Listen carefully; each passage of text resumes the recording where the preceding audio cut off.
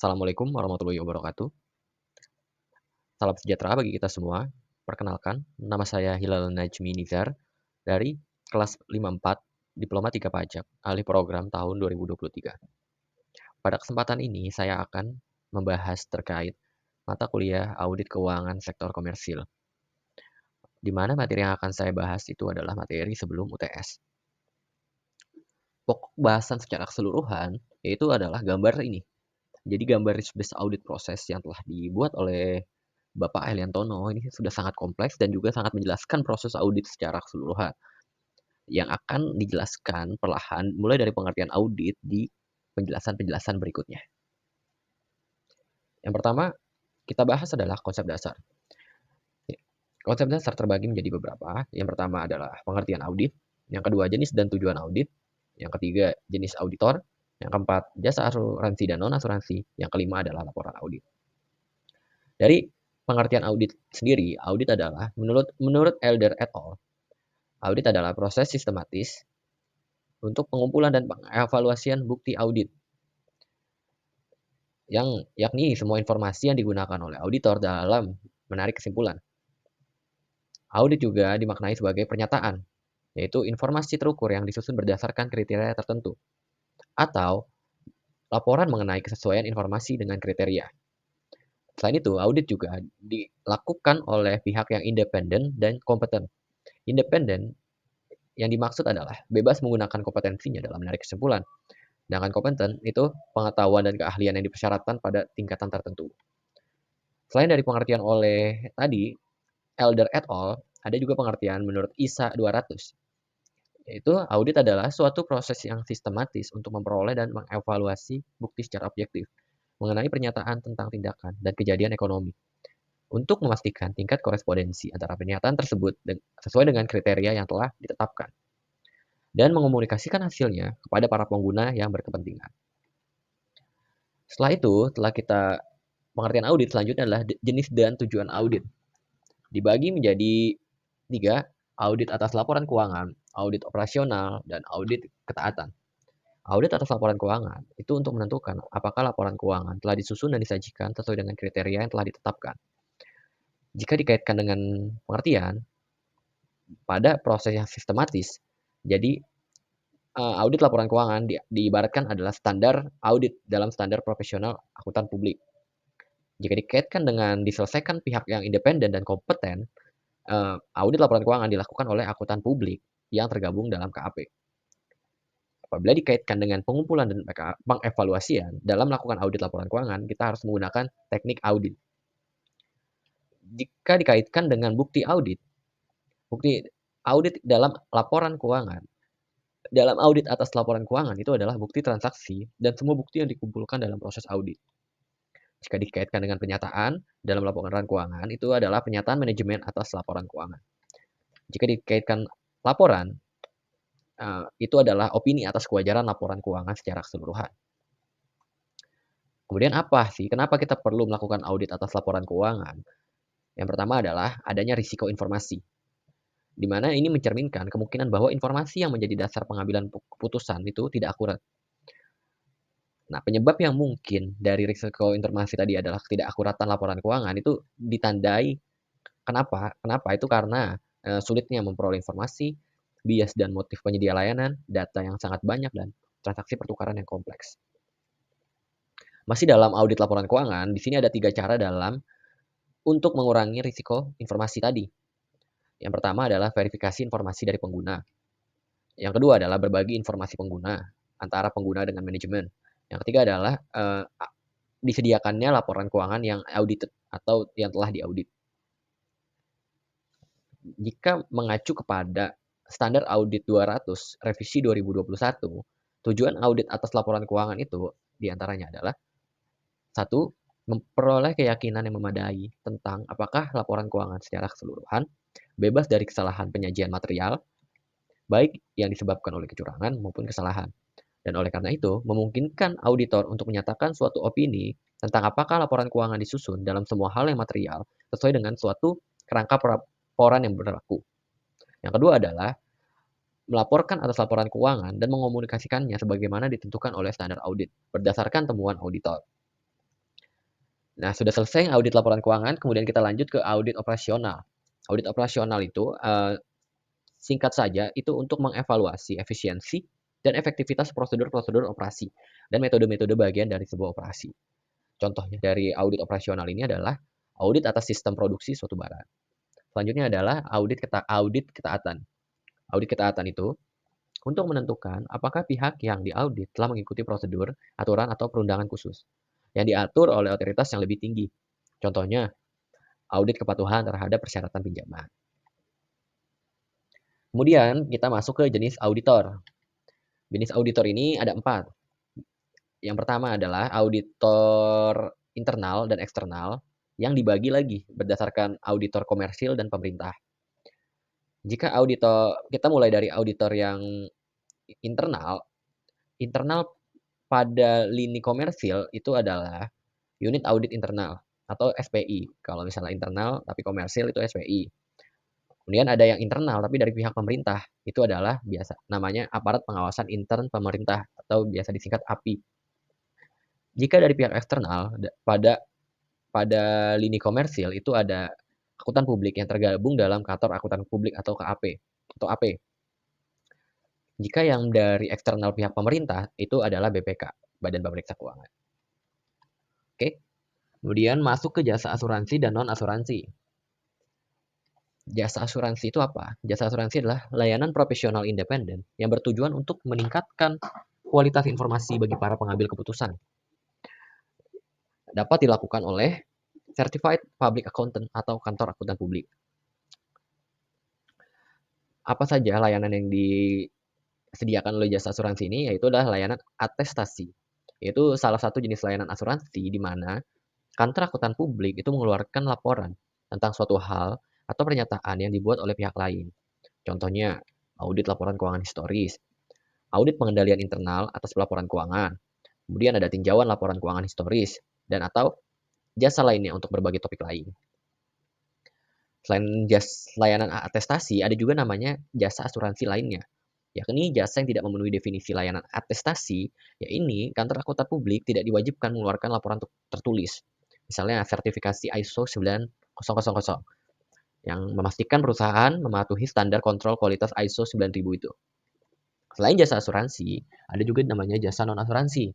Jasa non-asuransi ini adalah layanan yang disediakan oleh KAP namun di luar lingkup jasa asuransi. Contohnya layanan akuntansi dan pembukuan, layanan perpajakan, layanan konsultasi manajemen. Selanjutnya adalah perbedaan utama dari jasa asuransi dan non-asuransi. Itu kalau jasa asuransi, dia melibatkan peningkatan kualitas informasi untuk para pengambilan keputusan dengan adanya keterlibatan auditor yang memberikan kepastian. Sedangkan jasa non-asuransi tidak demikian. Selanjutnya adalah hubungan pengumpulan bukti dan asuransi. Hubungan pengumpulan bukti dan asuransi atau tingkat kepastian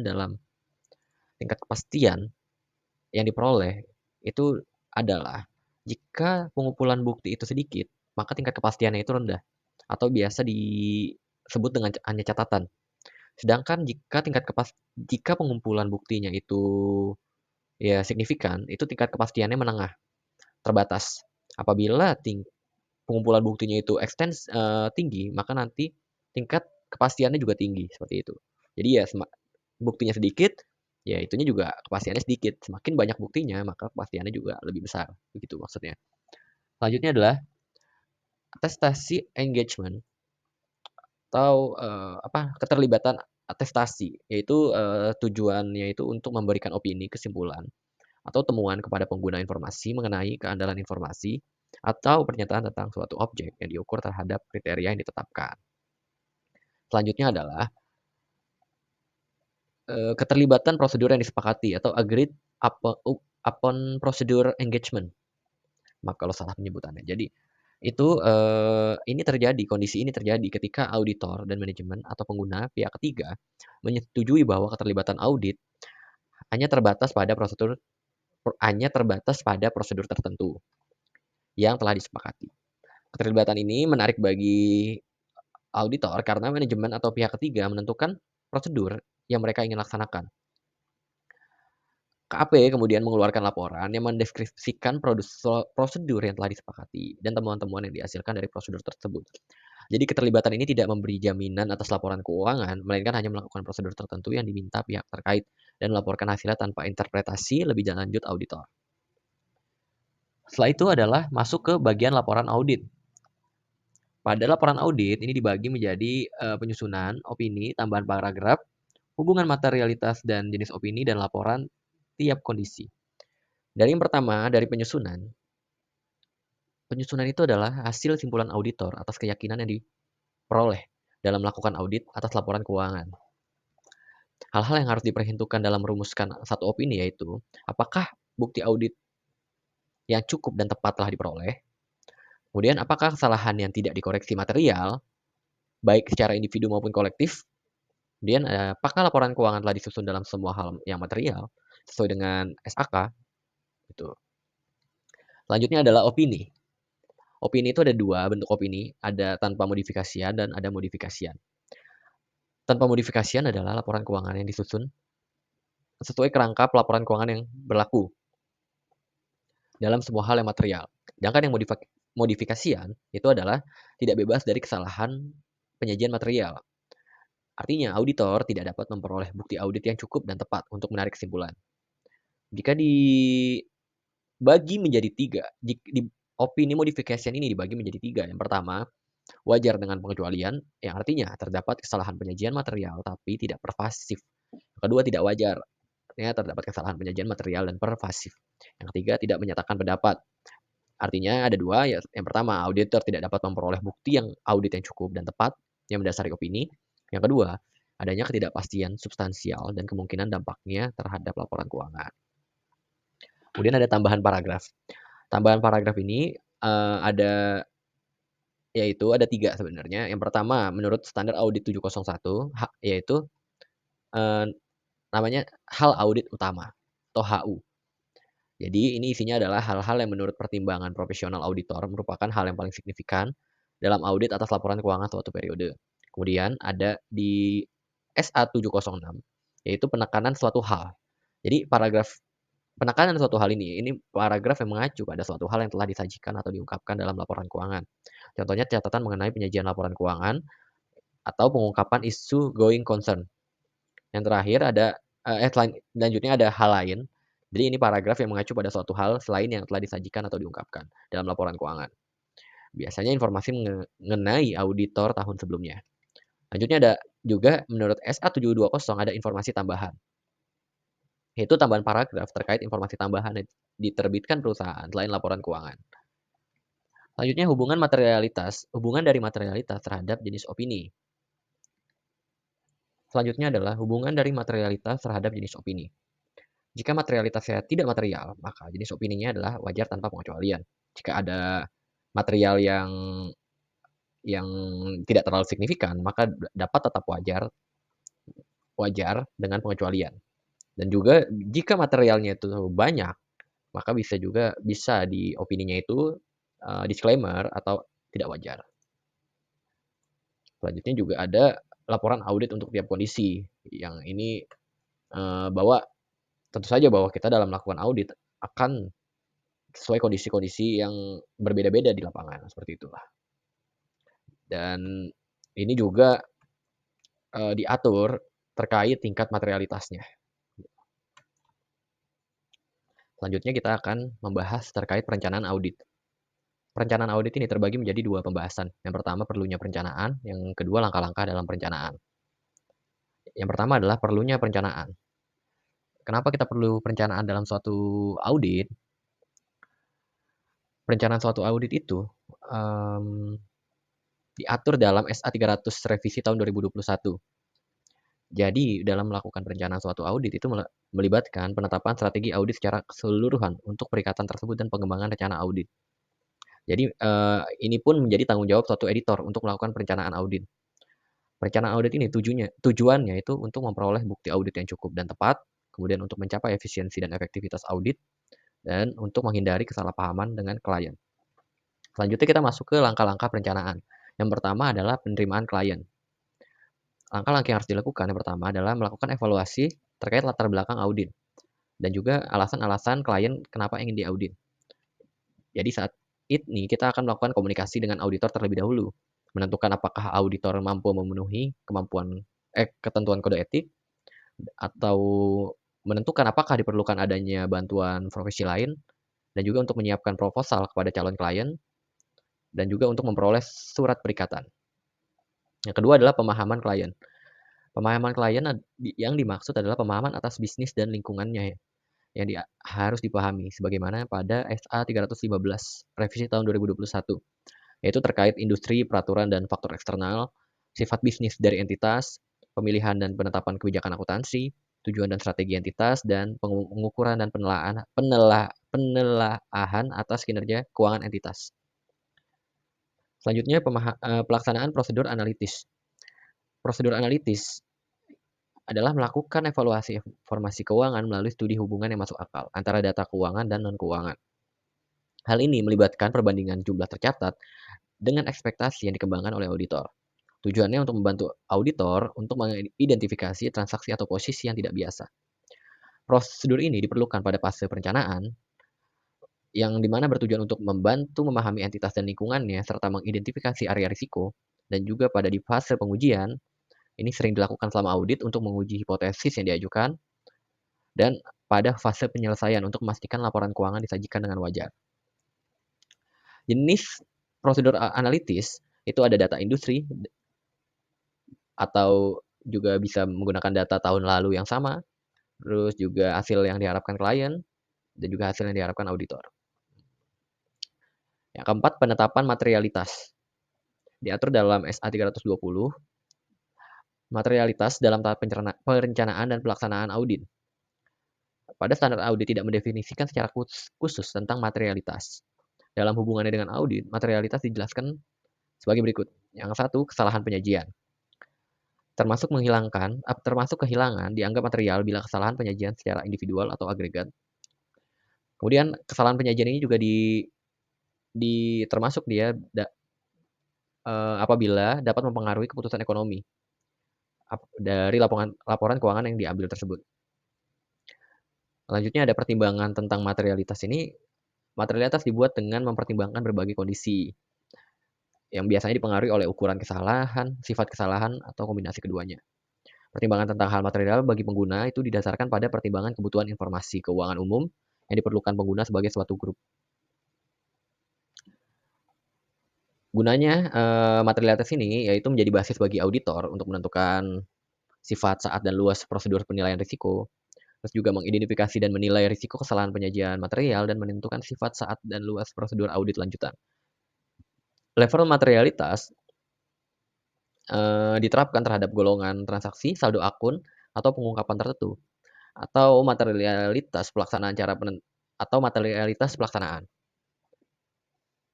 Cara penentuan level materialitas ini itu berdasarkan pertimbangan profesional auditor. Faktor-faktor yang mempengaruhinya itu antara lain materialitas merupakan konsep yang relatif dibanding absolut. Benchmark diperlukan untuk evaluasi materialitas. Lanjut, faktor kualitatif juga mempengaruhi. Selanjutnya ini adalah skema dari risk-based audit process. Proses audit berbasis risiko, di mana itu dimulai dari inherent risk di pojok kiri atas ini, yang akan dijelaskan sebagai berikut. Selanjutnya adalah pembahasan terkait inherent risk, di mana penjelasan terkait inherent risk dijelaskan dalam gambar saringan-saringan berikut. Jika kita lihat pada gambar yang berwarna biru, dapat terlihat bahwa inherent risk itu diilustrasikan sebagai air yang keluar dari keran. Ini adalah risiko bawaan yang disebabkan oleh sifat laporan keuangan atau lingkungan perusahaan. Jadi, kata kunci daripada inherent risk ini adalah risiko bawaan. Contohnya adalah kompleksitas transaksi atau risiko industri tertentu. Kemudian, setelah inherent risk, ada namanya control risk. Ini digambarkan sebagai saringan pertama. Ini adalah pengendalian internal perusahaan, di mana bertujuan untuk menyaring atau mencegah kesalahan, namun ada sebagian kesalahan yang tidak terdeteksi oleh pengendalian internal, sehingga air tetap lolos kalau digambar kelihatan. Setelah itu, maka ada detection risk. Ini merupakan saringan kedua yang menggambarkan prosedur audit yang dilakukan auditor. Meskipun auditor melakukan pengujian, namun ada kemungkinan bahwa masih ada sebagian kesalahan yang tidak terdeteksi oleh auditor. Kemudian yang terakhir adalah audit risk. Ini air yang lolos dari semua saringan adalah risiko audit, yaitu kesalahan material yang tetap tidak terdeteksi meskipun telah dilakukan audit. Kemudian rumus daripada komponen risiko audit ini, formulanya adalah AR sama dengan IR dikali CR dikali DR. AR itu tadi adalah risiko audit, kemudian IR tadi inherent risk, dikali CR control risk, dikali DR detection risk. Hubungannya ini, jika IR dan CR tinggi, maka auditor harus menurunkan DR dengan meningkatkan jumlah dan kualitas pengujian audit. Oke. Setelah itu kita lanjut ke peta risiko. Dari peta risiko ini kita dapat lihat bahwa di sebelah kiri adalah kemungkinan terjadi, yang menjadi kolom adalah dampak potensial. Kemungkinan terjadi ini dari almost certain atau sangat mungkin terjadi sampai rare, jarang terjadi. Dan juga dampak potensial ini dari tidak signifikan, not signifikan, hingga severe, dampak yang sangat serius.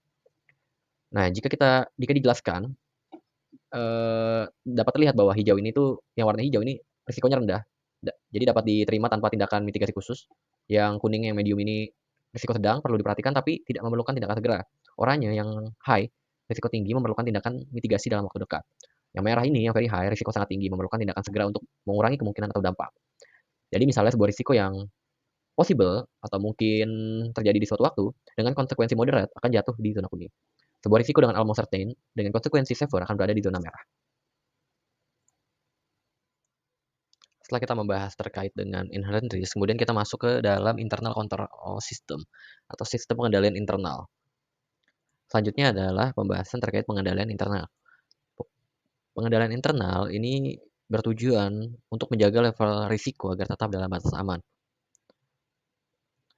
Ada suatu framework yang diikuti dan disetujui oleh hampir 2,5 negara di seluruh dunia, itu adalah COSO Framework. COSO Framework ini dibagi menjadi 5. Yang pertama, control environment. Yang ini dulu berkaitan dengan konsep manajemen one atau two tier. Yang kedua, risk assessment. Ini sesuai sebagaimana konsep peta risiko yang sudah dijelaskan sebelumnya. Kemudian ada control activities. Ini adalah langkah dalam melakukan mitigasi risiko. Yang keempat, information dan communication. Merupakan suatu hal untuk mengomunikasikan kepada stakeholder terkait pengendalian yang dilakukan. Yang terakhir ada monitoring activities, yaitu memantau hasil dari 4 kegiatan sebelumnya. Dalam dalam suatu perusahaan, umumnya di seluruh dunia ini ada suatu konsep yang dinamakan three line model atau model 3 lini. Jadi ini adalah suatu konsep yang digunakan manajemen risiko dan pengendalian internal untuk membagi tanggung jawab antara 3 garis pertahanan dalam organisasi. Model ini membantu memastikan manajemen risiko dan pengendalian efektif dengan cara yang terstruktur dan terkoordinasi. Pada line pertama, ini adalah unit bisnis dan operasional di dalam organisasi yang bertanggung jawab langsung untuk mengidentifikasi, mengukur, mengelola, dan memitigasi risiko yang muncul. Pada lini kedua, ini fungsi manajemen risiko yang berdiri di luar unit bisnis operasional yang memberikan dukungan pedoman dan pengendalian terhadap risiko. Pada lini pertahanan ketiga, ini audit internal atau audit eksternal yang memberikan asuransi objektif dan rekomendasi untuk perbaikan terhadap sistem pengendalian internal. Model ini membantu menciptakan sistem pengelolaan risiko yang kokoh dan berdaya tahan, serta memastikan bahwa risiko sedang diidentifikasi, diukur, dan dikelola secara efektif. Kemudian tindakan auditor terhadap SPI,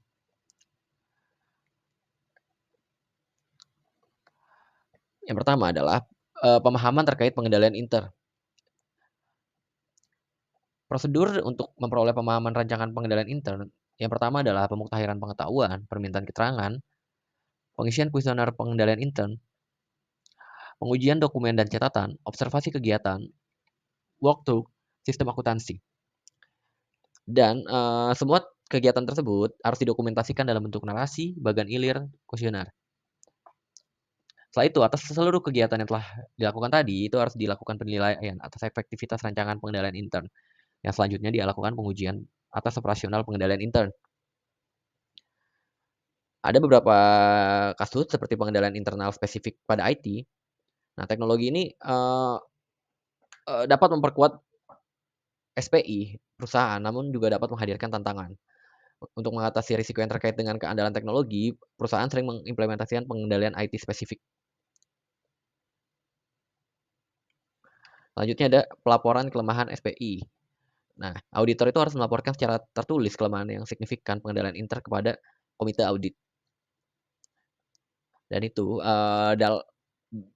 dalam bentuk surat kepada manajemen terkait kelemahan pengendalian intern yang kurang signifikan dan juga saran untuk perbaikan-perbaikan operasional. Pada pembahasan selanjutnya, kita akan membahas terkait materialitas dan akunnya. Kemudian kita juga akan membahas terkait dengan TCWG dan expert communication, di mana ini sangat berpengaruh saat kita sedang melakukan audit. Pembahasan selanjutnya adalah materialitas, akun signifikan, komunikasi, dan bantuan ahli. Pada materialitas dan akun signifikan terbagi menjadi 3. Yang pertama ada overall materiality atau biasa disingkat OM. Yang kedua ada performance materiality atau biasa disingkat PM. Kemudian ada specific materiality atau juga biasa disebut account materiality yang biasa disingkat AM. Pada overall materiality ini adalah berguna untuk menentukan batas persentase sebagai patokan materialitas. Untuk laporan keuangan biasanya 1-3% dari total aset atau 3-5% dari profit. Bergantung bisnis yang dijalankan oleh entitas apakah dia stabil, menurun, atau meningkat. Selanjutnya, performance materiality biasanya lebih rendah dari OM. Gunanya adalah untuk memastikan kesalahan-kesalahan kecil tidak bersama-sama menjadi besar. Dan juga untuk melihat kapasitas risiko dari akun yang ada dalam menentukan materialitas. Nilai PM ini apabila di atas atau di bawah batas akan mempengaruhi opini yang akan dikeluarkan oleh seorang auditor. Selanjutnya adalah spesifik atau tadi account materiality. Ini adalah jumlah keseluruhan masa kesalahan yang dikumpulkan selama audit. Jadi penilaian materialitas dilakukan dari kelompok kesalahan secara kolektif, bisa sekian persen dari OM atau PM. Si spesifik materiality ini. Dalam menentukan signifikansi bisa melalui mempelajari proses bisnis entitas dan juga SOP-nya. Contohnya akun pendapatan biasanya menjadi selalu akun yang signifikan. Terus juga bisa notulensi dari rapat gabungan komisaris dan direksi biasanya mengandung akun signifikan yang perusahaan miliki. Nah, setelah menemukan akun signifikan, kemudian akun itu diaudit. Nah, karena ini kan namanya risk based audit, tidak berarti mengaudit semua akun yang ada karena tidak efisien secara waktunya. Selanjutnya ada komunikasi, dibagi menjadi 2. Yang pertama tools with governance, dan kedua ada expert. Yang pertama ini, jika dijelaskan, ini tuh adalah pentingnya komunikasi dengan pihak yang bertanggung jawab atas tata kelola perusahaan. Jadi dalam konteks audit ini tuh jadi membantu mereka dalam memahami risiko yang signifikan dan memfasilitasi tanggung jawab mereka dalam mengawasi proses pelaporan keuangan. Poin penting dalam komunikasi dengan disingkat aja TCWG ini, yang pertama adalah rencana untuk menangani risiko signifikan kesalahan material. Jadi auditor itu harus mengkomunikasikan rencana terkait risiko kesalahan material yang signifikan, baik yang disebabkan oleh kecurangan maupun kesalahan. Yang kedua ini poin pentingnya adalah penanganan risiko yang lebih tinggi. Jadi auditor menjelaskan bagaimana mereka akan mengatasi risiko yang dinilai lebih tinggi terkait kesalahan material. Ketiga, ini ketika ISA 701 berlaku, pada kasus ISA 701, auditor berbagi pandangan awal tentang area yang memerlukan perhatian signifikan secara lama audit. Area ini seringkali mencakup hal-hal yang menjadi fokus utama auditor dan penting untuk proses audit. Poin penting yang terakhir adalah pendekatan yang direncanakan terhadap dampak pada laporan keuangan. Jadi auditor harus menjelaskan pendekatan untuk menangani dampak potensial dari risiko signifikan terhadap laporan keuangan, termasuk perubahan kerangka laporan keuangan yang berlaku, perubahan dalam lingkungan perusahaan, termasuk keuangan atau aktivitas. Mengapa si komunikasi dengan pihak yang bertanggung jawab atas tata kelola perusahaan ini penting? Yang ada 3 kira-kira. Yang pertama untuk meningkatkan transparansi, kemudian untuk memperkuat tata kelola, kemudian untuk menurunkan risiko audit. Selanjutnya ada komunikasi dengan expert. Seperti namanya, komunikasi dengan expert diperlukan apabila kita kurang percaya diri atau juga kita membutuhkan sesuatu yang lebih objektif terkait suatu tindakan audit kita terhadap suatu hal. Misalnya dalam melakukan audit terhadap bidang IT, mungkin di saat itu kita memerlukan suatu orang yang kompeten dalam bidang IT untuk diajak melakukan komunikasi seperti itu. Pembahasan selanjutnya terkait kode etik profesi. Kode etik profesi di sini akan saya jelaskan ini terbagi menjadi 3 bagian. Yang pertama profesi auditor, organisasi profesi, dan juga kode etik profesi. Pada profesi auditor ini yang ada 2. Pertama akuntan publik dan kantor akuntan publik. Akan langsung saya jelaskan. Yang pertama akuntan publik. Jadi akuntan publik itu tadi sebagaimana pengertian audit. Jadi audit itu kan harus dilakukan oleh seorang yang kompeten dan independen. Nah, audit atas laporan keuangan ini itu dilakukan oleh akuntan publik yang tergabung dalam kantor akuntan publik. Dan untuk dapat tergabung menjadi seorang akuntan publik, kita itu harus memenuhi beberapa syarat. Yang pertama itu pendidikan, lulus ujian akuntan publik, menjadi anggota asosiasi, dan juga pengalaman dan mendapat izin Menteri Keuangan. Dasar aturan yang mengatur ini ada di Undang-Undang Nomor 5 Tahun 2011 tentang Akuntan Publik dan Peraturan Pemerintah Nomor 20 Tahun 2015 terkait praktik akuntan publik dan juga PMK Nomor 186 Tahun 2021 tentang pembinaan dan pengawasan akuntan publik. Akuntan publik tersertifikasi atau biasa disingkat CPA ini diregulasi dengan perundangan negara melalui organisasi sertifikasi pada tiap negara. Nah, sebagaimana tadi telah disebutkan bahwa ada 3 persyaratan untuk menjadi CPA ini. Yang pertama adalah pendidikan, ujian CPA yang seragam, dan pengalaman. Nah, ini tadi kan sudah disebut juga diatur dalam PMK 186 tahun 2021 pasal 3. Dan ini tuh tertuangnya adalah memiliki sertifikasi CPA dan mempunyai pengalaman praktik pada kantor akuntan publik minimal 5 tahun, telah bekerja sebagai tenaga profesional pemeriksa pada KAP selama 2 tahun, telah memberikan jasa asuransi paling sedikit 20 penugasan audit atas laporan keuangan historis pada 2 industri yang berbeda dan paling sedikit 10 penugasan sebagai ketua tim atau penyelia. Nah, masa berlaku izin ini adalah 5 tahun dan dapat diperpanjang. Akuntan publik tersertifikasi ini juga memiliki 5 atribut. Yang pertama, trusty people. Artinya dia itu harus orang yang dapat dipercaya, baik dalam urusan keuangan atau saran profesional. Fee, penghargaan yang diterima CPA berupa bayaran atau kompensasi atas keterampilan dan kompetensi. Leadership, CPA harus mempunyai kemampuan kepemimpinan yang mampu memberikan arahan dan juga memimpin. Selanjutnya juga networking. Seorang CPA harus memiliki jaringan yang luas, multidisiplin, pengetahuan luas di berbagai disiplin ilmu. Selanjutnya kita membahas terkait kantor akuntan publik. Nah, kantor akuntan publik ini harus memiliki izin dari Menteri Keuangan atau secara spesifiknya oleh Pusat Pembinaan Profesi Keuangan atau P2PK. Bentuk dari kantor akuntan publik ini tuh bisa perseorangan, bisa persekutuan perdata, firma atau bentuk usaha lain yang menunjukkan adanya independensi dan tanggung jawab yang melekat pada akuntan publik. KP di Indonesia ini dibagi dua, Big Four dan non Big Four. Big Four seperti kita tahu ada PwC, EY, KPMG, and Deloitte, dan juga non Big Four. Selanjutnya adalah kita membahas terkait dengan organisasi profesi. Organisasi profesi di Indonesia itu ada nama IAPI atau Institut Akuntan Publik Indonesia yang beranggotakan akuntan publik dan CPA Indonesia dan individu lain yang berminat atau volunteer.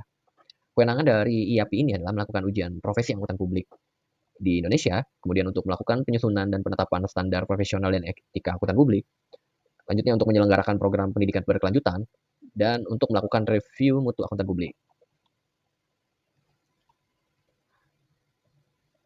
Selanjutnya adalah membahas terkait kode etik profesi.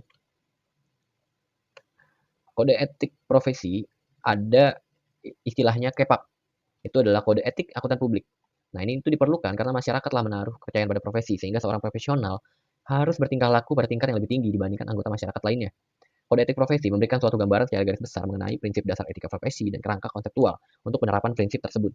Penerapan kerangka konseptual tersebut pada situasi tertentu dilakukan. Nah, kemudian kita beralih kepada prinsip dasar etika. Prinsip dasar etika dibagi menjadi 5. Yang pertama, kita harus berintegritas, yang artinya harus bersikap lugas dan jujur. Kemudian objektivitas, tidak mengompromikan pertimbangan profesional atau bisnis, baik karena adanya bias, benturan kepentingan, atau pengaruh yang tidak semestinya. Yang ketiga itu prinsip dasar etika adalah kompetensi dan kehati-hatian profesional. Yang keempat ada kerahasiaan, yang kelima ada perilaku profesional, yaitu mematuhi peraturan perundang-undangan yang berlaku dan menghindari perilaku apapun yang diketahui oleh anggota mungkin akan mendiskreditkannya. Selanjutnya ada pertimbangan perikatan asuransi. Jadi ini tuh dibagi dua. Yang pertama independensi. Jadi harus independensi dalam pemikiran dan penampilan. Dan juga harus skeptisisme profesional. Jadi anggota yang berpraktik melayani publik ini harus disyaratkan menerapkan skeptisisme profesional ketika merencanakan dan melakukan perikatan audit, review, atau asuransi lainnya. Yang terakhir adalah ancaman kepatuhan kode etik. Nah, ancaman kepatuhan kode etik ini tuh banyak ya. Jadi misalnya kayak ada benturan kepentingan, ada juga kayak hal-hal lainnya gitu kan, kayak misalnya ya fraud-fraud yang biasa kita tahu di lingkungan kerja gitu. Bahasan selanjutnya adalah standar audit. Standar audit dibagi menjadi 2 pembahasan. Di sini adalah standar profesional dan standar pengendalian mutu. Di mana standar profesional di Indonesia ini diatur dalam SPAP atau standar profesional akuntan publik. Pada standar profesional akuntan publik, jika kita lihat bagian di atas, yang di atas adalah standar pengendalian mutu. Kemudian terbagi menjadi berapa banyak standar di bawahnya. Yaitu ada standar audit, standar perikatan bisnis, standar perikatan asuransi, dan ada standar jasa terkait, standar jasa investigasi, standar jasa konsultasi, dan standar jasa lainnya. Kemudian berbicara terkait standar pengendalian mutu merupakan bagian dari standar akuntan publik standar SPAP itu. Nah, standar pengendalian mutu ini itu harus ditetapkan oleh setiap KAP dan juga harus dipelihara. Di mana unsur dari standar pengendalian mutu ini itu harus bertanggung jawab atas kepemimpinan KAP atas mutu, kemudian juga ketentuan etika profesi yang berlaku, kemudian juga penerimaan dan keberlanjutan hubungan dengan klien dan perikatan tertentu, sumber daya manusia, pelaksanaan perikatan dan pemantauan. Di mana semua hal tersebut harus dituangkan dalam bentuk kebijakan dan juga prosedur serta formulir atau dokumentasi. Selanjutnya adalah pembahasan terkait dengan what can go wrong atau kesalahan yang mungkin timbul. Yang bisa dilihat pada gambar di pojok kanan atas ini yang akan dijelaskan pada penjelasan berikutnya. Sebagaimana tadi sudah ada di gambar risk based audit tersebut, itu dapat terlihat bahwa what can go wrong itu ada 4 ya sebenarnya. Revenue plus collection, purchase and payment, payroll plus HR, ada specific transaction. Jika kita bagi ke dalam segmen-segmennya, ada 3 sebenarnya yang jika kita kelompokkan. Yang pertama, kesalahan-kesalahan tersebut itu terjadi karena laporan keuangan tidak andal. Laporan keuangan tidak andal ini biasanya itu disebabkan oleh faktor industri eksternal, sifat entitas, kebijakan akuntansi, dan atau karena tujuan sasaran, dan juga bisa karena kecurangan. Pengendalian dan mitigasinya apabila dikarenakan laporan keuangan tidak andal ini itu dapat melakukan pengendalian dan proses yang menyeluruh, pengendalian IT secara umum, dan juga pengendalian transaksi. Selanjutnya adalah karena kesalahan saji. Kesalahan saji ini biasanya disebabkan oleh karena estimasi akuntansi, karena provisi, karena kebijakan akuntansi, atau juga bisa karena penggunaan spreadsheet yang salah, dan juga bisa karena transaksi yang tidak rutin, atau juga karena jurnal dan rekonsiliasi. Pengendalian mitigasinya juga masih sama seperti laporan keuangan tidak andal, seperti pengendalian menyeluruh, pengendalian IT secara umum, dan juga pengendalian transaksi. Kemudian transaksi yang tidak akurat, sumber risikonya ini karena ada identifikasi atau pencatatan transaksi yang sah sebenarnya. Namun, memang saat itu tidak akurat. Terus juga klasifikasi transaksi yang mungkin salah, dan juga mungkin ada kesalahan dalam pengukuran atau pemotongan, dan lain sebagainya. Dalam pengendalian mitigasi terkait hal ini juga masih sama seperti 2 poin sebelumnya, yaitu pengendalian transaksi, aplikasi IT, dan juga pengendalian menyeluruh. Selanjutnya adalah inherent risk dan pengendaliannya. Di sini terbagi menjadi pervasif dan juga transaksional, ya begitu ya. Jadi pervasive control, ini pengendalian yang berhubungan dengan tata kelola dan manajemen umum, serta berfungsi untuk menetapkan lingkungan pengendalian keseluruhan atau dari atas gitu. Proses pengendalian yang khas ini mencakup sumber daya manusia, penipuan, penilaian risiko, dan lain sebagainya. Pengendalian yang menyeluruh ini memberikan fondasi penting untuk menilai pengendalian yang relevan terhadap laporan keuangan di tingkat transaksi. Misalnya jika ada pengendalian data yang buruk, ini akan mempengaruhi keandalan semua informasi yang dihasilkan oleh sistem seperti penjualan, pembelian, dan penggajian. Selanjutnya ada transaksional. Ini adalah proses atau pengendalian spesifik yang dirancang untuk memastikan bahwa transaksi dicatat dengan tepat untuk penyusunan laporan keuangan. Kemudian catatan akuntansi dipertahankan dalam detil yang memadai untuk mencerminkan semua transaksi dan disposisi aset secara akurat dan wajar. Dan juga penerimaan dan pengeluaran dilakukan hanya sesuai dengan otorisasi manajemen. Dan yang terakhir, akuisisi, penggunaan, atau disposisi aset yang tidak sah dapat dicegah atau dideteksi secara tepat waktu. Proses pengendalian transaksi mencakup transaksi rutin, serta transaksi tidak rutin, seperti pembelian peralatan atau biaya yang terlibat dalam memulai bisnis baru gitu. Jadi tabel ini juga ini seperti itu. Selanjutnya saya akan membahas terkait dengan sumber bukti.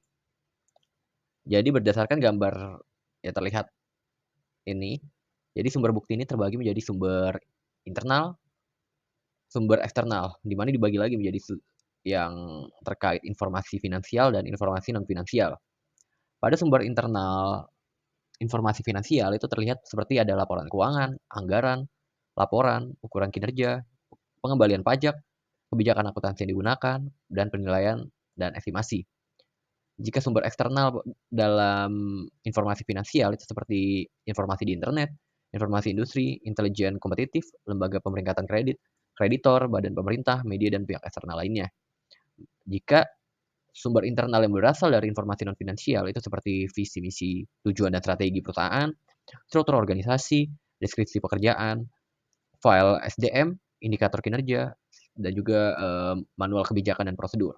Yang terakhir, jika sumber eksternal yang termasuk dengan informasi non-finansial seperti informasi di internet, data asosiasi perdagangan, perakiraan industri, badan pemerintah, dan artikel media. Pembahasan selanjutnya adalah program audit. Program audit adalah merupakan daftar prosedur-prosedur audit untuk suatu area audit tertentu atau keseluruhan audit. Prosedur audit yang dimaksud adalah instruksi rinci yang menjelaskan bukti audit apa aja yang harus diperoleh selama audit yang dilakukan menggunakan teknik audit. Faktor-faktor yang harus dipertimbangkan dalam pelaksanaan program audit ini ada 5. Yang pertama, tahapan dalam proses audit. Yang kedua, jenis-jenis pengujian. Yang ketiga, tujuan-tujuan audit. Yang keempat, keputusan-keputusan bukti yang terdiri dari prosedur-prosedur, ukuran sampel, item-item yang harus dipilih, dan juga waktu. Yang kelima adalah jenis-jenis bukti. Selanjutnya adalah jenis pengujian. Jenis pengujian ini ada 5 jenis pengujian seorang auditor. Jadi untuk menentukan apakah laporan keuangan ini wajar disajikan, jadi auditor menggunakan prosedur penilaian risiko untuk mengidentifikasi risiko signifikan akibat kecurangan atau kesalahan dan merancang pengujian yang mengatasi risiko tersebut. 4 jenis pengujian lainnya ini mewakili prosedur audit lebih lanjut yang dilakukan sebagai respon terhadap risiko yang diidentifikasi. Nah, selanjutnya adalah jenis-jenis pengujiannya. Yang pertama ada pengujian pengendalian. Pada pengujian pengendalian ini digunakan untuk menentukan apakah pengendalian internal klien sudah efektif. Selanjutnya, pengujian substantif transaksi. Ini untuk menentukan apakah tujuan audit terkait transaksi telah terpenuhi untuk setiap kelas transaksi. Yang ketiga adalah prosedur analisis substantif, yaitu untuk menunjukkan kemungkinan salah saji dalam laporan keuangan dan membantu memberikan bukti substantif. Yang keempat, pengujian detail saldo. Yang ini berfokus pada saldo buku besar akhir, akun raca, dan laporan laba rugi, termasuk pengungkapan terkait. Yang kelima, ada analitik data audit dan teknologi lainnya. Analitik data audit dapat digunakan dalam masing-masing dari 5 jenis pengujian. Dan itu, analitik data audit ini juga digunakan sebagai bagian dari prosedur yang dilakukan selama penyelesaian audit.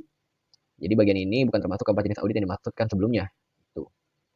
Selanjutnya adalah peran pengujian, siklus penjualan dan penagihan. Jika saya coba jelaskan pada hal tersebut, jadi ada sebuah diagram yang dibagi menjadi penjualan, piutang, usaha, dan kas di bank. Yang masing-masing menunjukkan alur transaksi dan jenis audit yang dilakukan pada berbagai tahap. Gitu. Pada sisi penjualan, itu nanti diaudit oleh test of control dan substantive test of transaction. Kemudian pada saldo akhirnya diaudit oleh SAP dan TBD. Dan pada piutang usaha juga beda, transaksi penjualan yang sama diaudit dengan TOC dan STOT. Pada saldo akhirnya diaudit dengan SAP dan TBD. Pada kas di bank diaudit dengan TOC STOT, saldo akhir diaudit oleh SAP. Jadi setiap ini pengujian-pengujian ini harus dilakukan untuk memastikan keakuratan dan keandalan laporan keuangan dalam siklus penjualan dan penagihan. Seperti itu. Pembahasan selanjutnya adalah mengenai teknik audit. Teknik audit berdasarkan pengertiannya pada SA 500 itu adalah prosedur untuk memperoleh bukti audit yang pada dasarnya merupakan cara-cara yang ditempuh auditor untuk memperoleh pembuktian dalam membandingkan keadaan yang sebenarnya dengan keadaan yang seharusnya.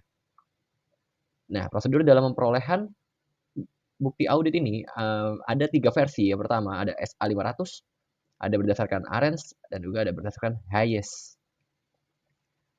Pada SA 500 ini terbagi menjadi 7. Yang pertama inspeksi, yang akan saya langsung jelaskan aja. Inspeksi di sini yang dimaksud adalah melibatkan pemeriksaan catatan atau dokumen. Jadi dilihat gitu, inspeksi. Kemudian ada observasi. Observasi itu kayak hanya melakukan pengamatan langsung terhadap barangnya, kayak lihat gitu. Kemudian ada konfirmasi eksternal, ini memperoleh bukti audit langsung dari pihak ketiga, seperti mengkonfirmasi saldo akun dengan bank. Kemudian ada perhitungan ulang, ini melibatkan verifikasi perhitungan matematis dokumen atau catatan. Selanjutnya ada pelaksanaan kembali, ini mengulangi proses atau prosedur yang dijalankan oleh entitas untuk memverifikasi keakuratan hasilnya. Selanjutnya ada prosedur analitis. Ini melibatkan evaluasi informasi keuangan melalui analisis hubungan yang masuk akal pada data keuangan dan non-keuangan. Yang ketujuh ada permintaan keterangan. Artinya adalah memperoleh informasi dari orang-orang dalam atau luar entitas melalui wawancara atau kuesioner. Kemudian, menurut Arens, itu ada sebenarnya ada banyak. Tadi ada sekitar 12. Tapi sini dipersingkat hanya menjadi 4 aja ya, teman-teman. Yang mirip seperti di atas, yaitu scanning, read, inquire, tracing. Ya, scanning ini memindai, melihat dokumen atau data untuk mengidentifikasi item. Kemudian read membaca isi dokumen atau catatan untuk memahami informasi yang disajikan. Inquire ini artinya itu permintaan keterangan. Jadi mengajukan pertanyaan kepada individu yang relevan untuk memperoleh informasi. Dan juga tracing. Tracing ini menelusuri. Jadi menelusuri transaksi atau data dari dokumen pendukung hingga laporan keuangan gitu. Kemudian menurut Hayes ini yang mirip, yang berbeda mungkin ya lebih tepatnya. Ini itu ada physical examination. Artinya itu adalah pemeriksaan fisik. Jadi melibatkan inspeksi fisik aset seperti persediaan atau aset tetap untuk memverifikasi keadaan dan kondisi. Sebenarnya ini hanya satu sampel dari Arens dan Hayes karena apa yang kita gunakan itu adalah SA500. Jadi sesuai dengan standar audit yang berlaku seperti itu ya. Pembahasan selanjutnya adalah untuk menjawab audit program. Jadi dalam pelaksanaan audit program, sebagaimana di dalam skema yang tadi telah terlihat, bahwa dilaksanakan test of control dan juga substantive test. Di mana test of control itu adalah suatu tes yang bertujuan untuk memantau, mencatat, dan membukukan pengendalian yang dilakukan. Jika dilakukan oleh sistem pengendalian intern, itu berfungsi untuk menandakan bahwa sistem berjalan. Jika kontrol tidak berjalan, maka di sini substantif test harus ditingkatkan agar pelaksanaan audit lebih relevan. Substantif test ini dilakukan untuk menguji kewajaran asersi manajemen. Dalam melakukan substantif test itu ada 3 tes. Yang pertama ada analytical test yang bertujuan untuk menganalisis bukti keuangan yang ada. Bisa dilakukan 3 kali kalau melihat skema pada gambar di atas itu. Kemudian TOT atau test of transaction ini untuk memastikan bahwa transaksi benar-benar terjadi. Selanjutnya ada test of detail balance atau biasa singkat TODB. Ini untuk memastikan kebenaran dari setiap akun seperti itu. Jika kita lihat dari gambar, rumusnya adalah seperti ini. Kita bisa lihat aja di sini ya, teman-teman semua. Pada pembahasan sebelumnya, kita telah menyinggung terkait asersi manajemen, yaitu substantif test itu digunakan untuk menguji asersi manajemen. Sebenarnya apa sih asersi manajemen itu? Jadi asersi manajemen itu artinya adalah representasi manajemen secara eksplisit atau dengan cara lain yang terkandung dalam laporan keuangan yang dipakai auditor untuk mempertimbangkan berbagai jenis kesalahan penyajian potensial yang mungkin terjadi. Nah, seperti itu. Jadi audit ini kan dimulai dari laporan keuangan yang disajikan oleh manajemen dan menyatakan bahwa manajemen yang membuat angka-angka tersebut. Nah, itulah makanya namanya adalah asersi manajemen. Penerapan asersi manajemen itu seperti pada pencatatan jurnal, pencatatan transaksi kayak gitu-gitu. Pada pencatatan transaksi misalnya dalam transaksi piutang usaha, itu kan ada namanya saldo akun. Saldo akun itu di situ harus dipastikan terkait dengan eksistensinya, hak dan kewajibannya, kelengkapannya, penilaian dan juga alokasinya. Itu. Jenis dari asersi manajemen ini ada 2, yang tertulis dan tersirat. Ini sebagaimana dijelaskan dalam buku Arens. Asersi manajemen yang paling penting harus diketahui itu disingkat itu CEFAP. Yang pertama itu terdiri dari 5 asersi manajemen yang harus diuji oleh auditor. Yang pertama ada completeness C, kemudian E existence, kemudian R right and obligation, V valuation and allocation, dan P presentation and disclosure. Pembahasan selanjutnya adalah mengenai tahapan proses audit menurut 2 sumber yang berbeda, yaitu Arens dan Hayes. Pada Arens, sebagaimana pada gambar diagram itu terdiri dari 4 fase. Pada fase pertama itu merencanakan dan merancang pendekatan audit. Jadi pada tahap ini, auditor mengumpulkan informasi awal tentang entitas yang diaudit, memahami lingkungan bisnisnya, dan merancang strategi audit yang sesuai.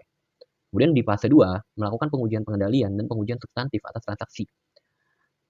Pada fase ini, auditor menguji efektivitas pengendalian internal entitas dan mengevaluasi transaksi untuk memastikan bahwa mereka dicatat dengan benar. Kemudian fase ketiga, melakukan prosedur analitis dan pengujian detail saldo.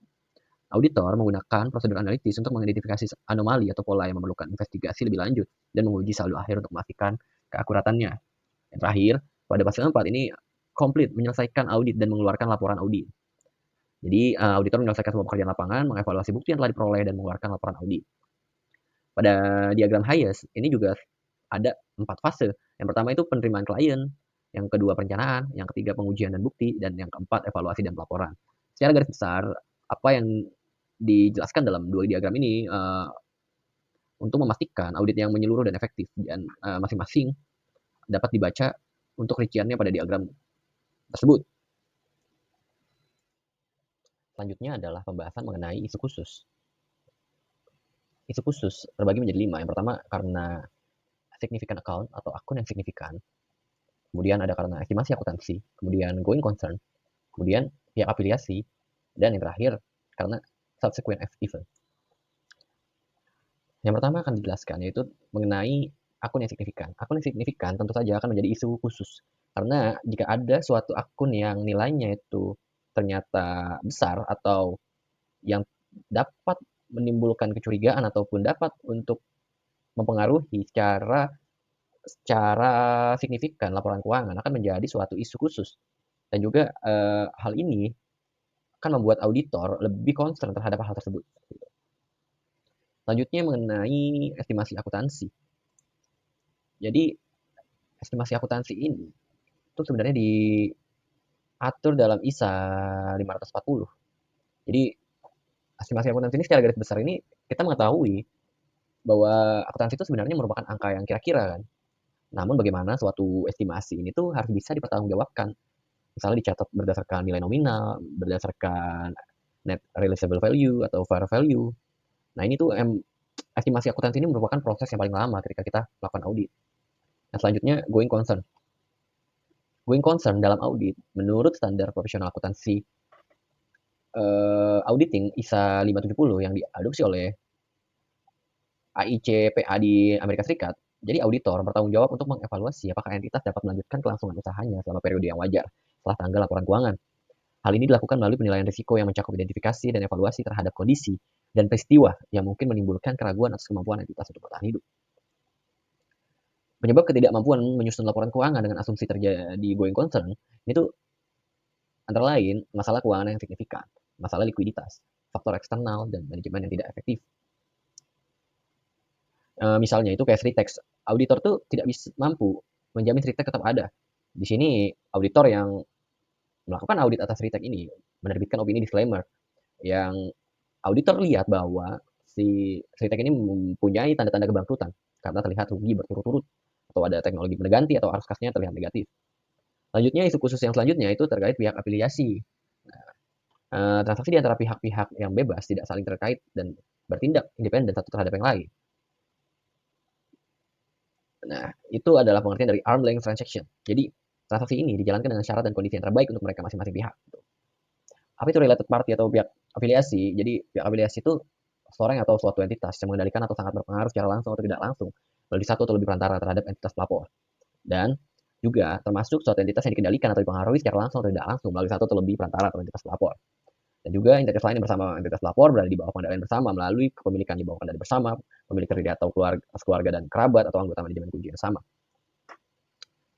Tahap menilai risiko atas isu khusus ini, yang pertama adalah mengidentifikasi siapa pihak-pihak yang berelasi. Apakah ada perubahan mengenai siapa pihak-pihak yang berelasi sejak audit yang lalu? Nah, kemudian pahami sifat, luasnya, dan tujuan transaksi dan hubungan di antara pihak-pihak yang berelasi.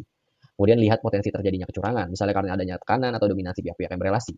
Selanjutnya, senantiasa waspada terhadap kemungkinan adanya transaksi dan hubungan di antara pihak-pihak yang berelasi selama audit berlangsung. Kemudian lihat kemungkinan ada atau terjadinya risiko signifikan. Isu khusus yang terakhir itu subsequent event atau peristiwa setelah tanggal laporan adalah peristiwa yang terjadi setelah tanggal laporan keuangan tapi sebelum laporan audit terbitkan. Ini dipandu dalam ISA 560. Jadi tanggung jawab auditor terkait subsequent event ini adalah peristiwa yang terjadi antara tanggal laporan dan tanggal laporan auditor. Auditor bertanggung jawab untuk mendapatkan bukti audit yang memadai bahwa peristiwa-peristiwa yang memerlukan penyesuaian atau pengungkapan dalam laporan keuangan telah diidentifikasi dan tercerminkan dengan benar. Fakta yang diketahui setelah tanggal laporan audit. Jika auditor mengetahui adanya fakta baru setelah tanggal laporan auditor, tapi sebelum laporan keuangan diterbitkan, auditor perlu menilai dampaknya. Jika fakta tersebut material, auditor mungkin perlu memperbaharui laporannya atau meminta manajemen memperbaiki laporan keuangan. Intinya, subsequent event ini kejadian setelah tanggal neraca, dan ada akun-akun yang perlu disesuaikan. Audit dilakukan sebelum tutup buku akuntansi, atau audit interim. Bisa memperkirakan sisa periode yang mungkin belum diaudit. Jika selaras tidak perlu diaudit lagi, jika tidak selaras audit perlu dilakukan kembali. Selanjutnya, yang terakhir adalah menyimpulkan atas hasil opini. Dalam menyimpulkan hasil opini dalam laporan audit, kita harus memperhatikan hal-hal berikut, yaitu acceptable audit risk. Nah, pada acceptable audit risk ini artinya adalah nilai risiko audit yang dapat diterima. Jadi auditor harus memutuskan tingkat risiko audit yang dapat diterima untuk sebuah audit. Pertama-tama itu, auditor menentukan risiko keterlibatan, namanya engagement risk, dan kemudian menggunakan risiko tersebut untuk memodifikasi risiko audit yang dapat diterima atau acceptable audit risk. Risiko keterlibatan merupakan risiko bahwa auditor atau kantor audit akan mengalami kerugian setelah audit selesai, meskipun laporan audit yang dikeluarkan sudah benar. Ini risiko keterlibatan. Nah, jadi penelitian menunjukkan beberapa faktor yang mempengaruhi engagement risk. Yang pertama adalah tingkat ketergantungan pengguna eksternal pada laporan keuangan. Yang kedua adalah kemungkinan klien mengalami kesulitan keuangan setelah laporan audit diterbitkan. Yang ketiga adalah penilaian auditor terhadap integritas manajemen. Nah, selanjutnya adalah audit adjustment. Pada tahap adjustment ada dua, yaitu CAJ dan PAJ, atau di kepanjangannya adalah Client Adjustment Journal Entry, yaitu jurnal penyesuaian yang diusulkan oleh auditi atau klien untuk memperbaiki kesalahan atau koreksi perkiraan dalam laporan keuangan sebelum audit. Jika PAJ itu adalah jurnal penyesuaian yang diusulkan oleh auditor karena temuan ketidaksesuaian atau kesalahan dalam laporan keuangan diusulkan untuk diperbaiki, maksudnya begitu. Nah,